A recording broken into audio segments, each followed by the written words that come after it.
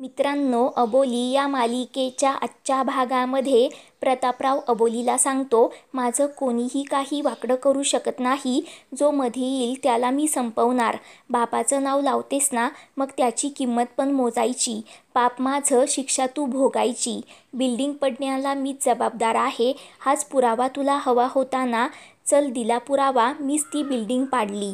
परंतु तू हे सिद्ध कसं करणार? त्या कॅमेऱ्याच्या मदतीने का? तो तर मोडला. आता तुला कोण वाचवणार?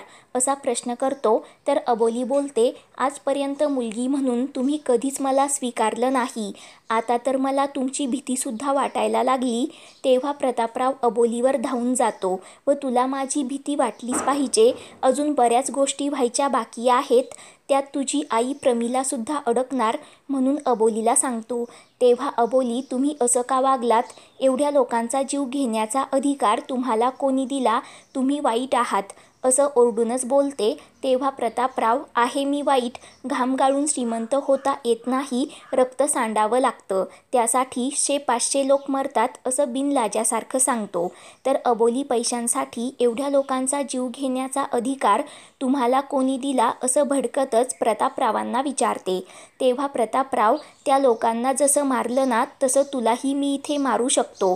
परंतु मला तुला मारायचं नाही, जेलमध्ये सडवायचं आहे. संसार करण्याची लई हौस आहे ना तुला? माहेरच्यांचा खूप पुळका आहे ना? आता बघतोस तुला कोण वाचवतं ते. असं बोलून प्रतापराव अबोलीचा हात पकडतो व तिला घराबाहेर ढकलून देतो.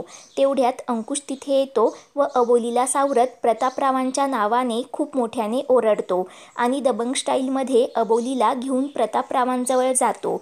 आणि जी इमारत कोसळली त्यासाठी ज्या दर्जाचा माल वापरला होतास, त्यापेक्षाही तू खालच्या दर्जाचा निघालास, असा डायलॉग प्रतापरावांना देतो.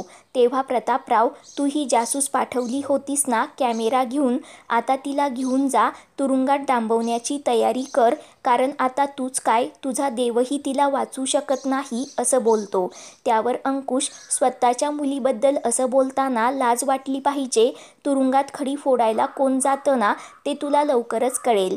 नाही हा मुखवटा बाजूला काढून तुझा खरा चेहरा सर्वांसमोर आणला ना, तर नावाचा अंकुश शिंदे नाही, असं बोलत अबोलीला तिथून घेऊन जातो. तेव्हा प्रतापराव खूप हसत असतो. तर दुसरीकडे अबोली खूप रडत असते. तर अंकुश अबोलीला समजावतो की तू तुझ्या पद्धतीने पुरावे गोळा करण्याचा खूप प्रयत्न केला, परंतु कदाचित प्रतापरावांना आपल्या प्लॅनबद्दल अगोदरच कळालं असावं, म्हणूनच आपला प्लॅन सक्सेसफुल झाला नाही. तुझी यात काही चूक नाही.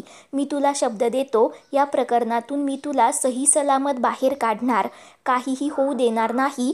परंतु आता माझ्याकडे दुसरा पर्याय नाही. जर आज आपल्याला पुरावे मिळाले असते तर ही वेळ आलीच नसती. अबोली अंकुशला, पुरावे मिळालेत सर, माझ्याकडे पुरावा आहे, असं सांगते. ते ऐकून अंकुश आश्चर्यचकित होतो. तेव्हा अबोलीला आठवतं की प्रतापराव जेव्हा कॅमेरा तोडत होता तेव्हा तिने स्वतःच्या मोबाईलमध्ये व्हिडिओ शूटिंग चालू करून दिलेली असते. त्यानंतर अबोली तो मोबाईल अंकुशकडे देते. तेव्हा प्रतापरावांची सर्व काही कबुली त्या मोबाईलमध्ये व्हिडिओ शूट झालेली पाहून अंकुशचा आनंद गगनात मावेनासा होतो.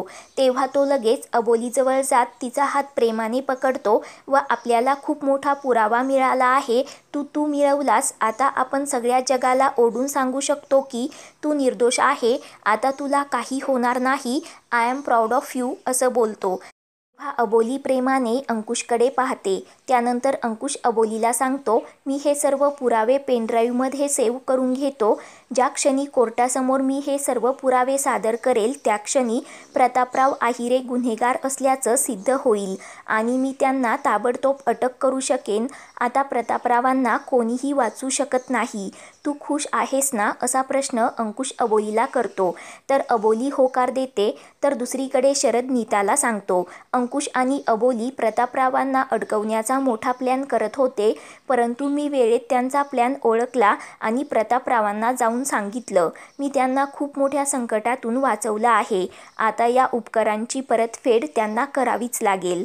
तेव्हा नीता तुम्ही एका दगडात 2 पक्षी मारले म्हणून खूपच खुश होते व कौतुकाने शरदची पाठ थोपटत सुटलो एकदाचे असं बोलते.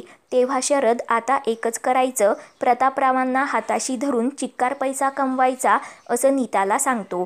तेवढ्यात अंकुश अबोलीला घेऊन तिथे येतो तर दोघांनाही मोठा धक्का बसतो. तेव्हा नीता अबोलीला तू परत कशी आलीस, तू तर जेलमध्ये हवी होतीस ना, मग इथे काय करतेस असं विचारते. आणि अंकुशला हिला इथे पाहिलं तर लोक आपल्यावर दगडफेक करतील म्हणून सांगते. तेव्हा अंकुश तसं काही होणार नाही आणि झालंच तर मी आहे असं नीताला सांगतो. तेव्हा नीता ही गुन्हेगार आहे, प्रतापराव आहेरेंची मुलगी आहे, शेवटी वळचणीचं पाणी वळचणीलाच जाणार, एक दिवस आपण हिच्यामुळे गोत्यात येणार आहोत, 420 बाई आहे ही असं बडबडते. तेव्हा अंकुश नीताच्या नावाने मोठ्याने ओरडतो व यापुढे एक शब्दही बोलायचा नाही, मी तुला शेवटचं वॉर्न करतो, अबोलीबद्दल बोलताना शब्द जरा जपून वापरत जा आणि अबोली माझी बायको व या घराची सून आहे अशी धमकी देतो. तेव्हा शरद अंकुशला एवढी माणसं मेली म्हटल्यावर हिच्यावर कारवाई तर होणारच ना असं विचारतो.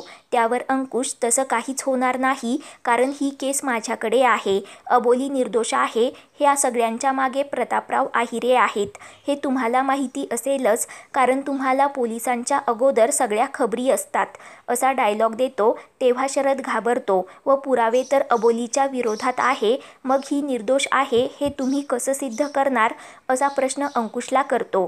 तेव्हा अंकुश त्याची काळजी तुम्ही करू नका, प्रतापरावांच्या विरोधात सगळे पुरावे आम्हाला सापडलेत आणि ते गोळा करण्यासाठी अबोलीनेच आमची मदत केली, आता अबोलीला कोणीही अरेस्ट करू शकत नाही, अबोली निर्दोष असल्याचं मी सिद्ध करेनच असं बोलून अबोलीला तिथून घेऊन जातो. तर नीता शरदवर भडकते व याला पुरावे कसे मिळाले असं विचारते. तेव्हा शरद या दोघांच्या हाती नेमकी काय पुरावे मिळाले ते आपल्याला शोधून काढायला हवं, हे सर्व प्रतापरावांच्या कानावर घालायलाच पाहिजे, तू आज जाऊन काही समजतं का ते बघ, मी आलोच असं बोलत शरद निघून जातो.